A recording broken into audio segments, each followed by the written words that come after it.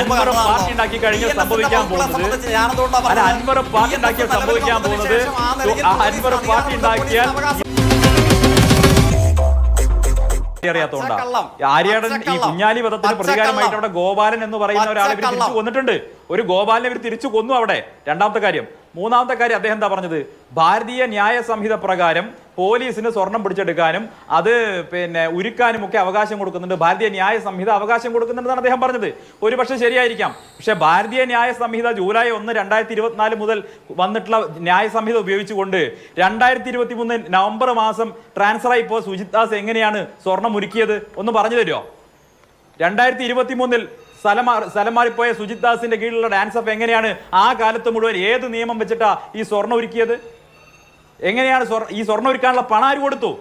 എവിടുന്ന് പണം കിട്ടി? ഒന്ന് പറയാവോ?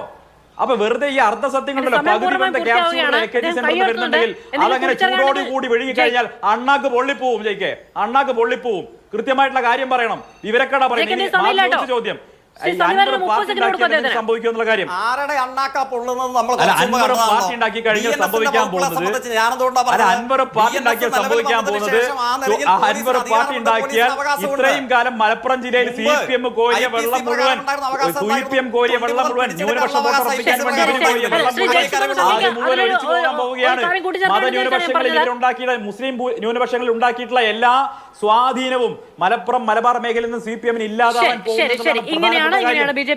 മാധു, അതിനു മുമ്പ് ഈ LDFന്റെ പ്രതിനിധി CPMന്റെ പ്രതിനിധി ഇവിടെ പറഞ്ഞ ചില കാര്യങ്ങൾക്ക് മറുപടി പറയട്ടെ. അദ്ദേഹം വസ്തുതാവിരുദ്ധമായിട്ടുള്ള കാര്യങ്ങൾ അല്ലെങ്കിൽ അദ്ദേഹത്തിന് കിട്ടിയിട്ടുള്ള പകുതി വെന്ത ക്യാപ്സ്യൂളുകളാണ് ഇവിടെ പറഞ്ഞത്. ഒന്ന്, നിലമ്പൂരിലെ ആര്യാടൻ മുഹമ്മദിന്റെ ഈ കുഞ്ഞാലിയുടെ വധവുമായി ബന്ധപ്പെട്ട കാര്യം അദ്ദേഹം പറഞ്ഞു. ശരിയാണ്, കുഞ്ഞാലി MLA ആയിരിക്കുമ്പോൾ കുഞ്ഞാലി അവിടെ വെടിയേറ്റ് കൊല്ലപ്പെട്ടു. കുഞ്ഞാലിയുടെ മരണമൊഴിയിൽ പറയുന്നത് എന്താണ്? ആര്യാടൻ മുഹമ്മദാണ് എന്നെ വെടിവെച്ചത് എന്നാണ് മരണമൊഴി പറയുന്നത്. ആ ആര്യാടൻ മുഹമ്മദ് 1-ാം പ്രതിയാണെന്ന് പറഞ്ഞ് 9 മാസക്കാലം ജയിലിൽ കിടന്നു. ആര്യാടൻ മുഹമ്മദിനെതിരായിട്ട് വലിയ തോതിൽ CPMന്റെ ഭാഗത്ത് പ്രചരണം ഉണ്ടായി. ആര്യാടൻ മുഹമ്മദിനെ കൊലയാളി എന്ന് വിളിച്ചു.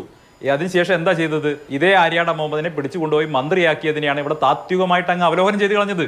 ഞങ്ങൾ നോക്കൂ, ഒരു കൊലയാളിയെ, സഖാവിന്റെ കൊലയാളിയെ പോലും കൊണ്ടുവന്ന് ചെങ്കൊടി പിടിപ്പിച്ചത്. ചെങ്കൊടിയൊന്നും പിടിച്ചിട്ടില്ല. ആര്യാടൻ മുഹമ്മദ് ആന്റണിയുടെ കോൺഗ്രസിന്റെ ഭാഗമായി വന്ന് നാനാർ മന്ത്രിസഭയിൽ മന്ത്രിയായി എന്നുള്ളതാണ് ചരിത്രം. അപ്പോൾ രാഷ്ട്രീയമായിട്ടുള്ള സൗകര്യത്തിന് വേണ്ടി, അധികാരം ഉണ്ടാക്കാൻ വേണ്ടി ഒരു സഖാവിന്റെ, ഒരു മുൻ MLAയുടെ സഖാവിന്റെ, ഇവരേറെ ബഹുമാനിക്കുന്ന അല്ലെങ്കിൽ ആവേശത്തോടുകൂടി ഓർക്കുന്ന കുഞ്ഞാലി MLAയുടെ കൊലയാളി എന്ന് വിളിക്കുന്ന ആളെ പോലും രാഷ്ട്രീയ ലാഭത്തിന് വേണ്ടി കൂട്ടുപിടിക്കാൻ നാണമില്ലാത്ത ആ രാഷ്ട്രീയ നിലപാടിനെയാണ് ഇവിടെ ഗ്ലോറിഫൈ ചെയ്തത്. ഒന്ന്. രണ്ടാമത്തെ കാര്യം എന്താ? ഞങ്ങൾ പകരം കൊന്നിട്ടില്ല എന്നുള്ളത്. അതും അദ്ദേഹത്തിന് കാര്യം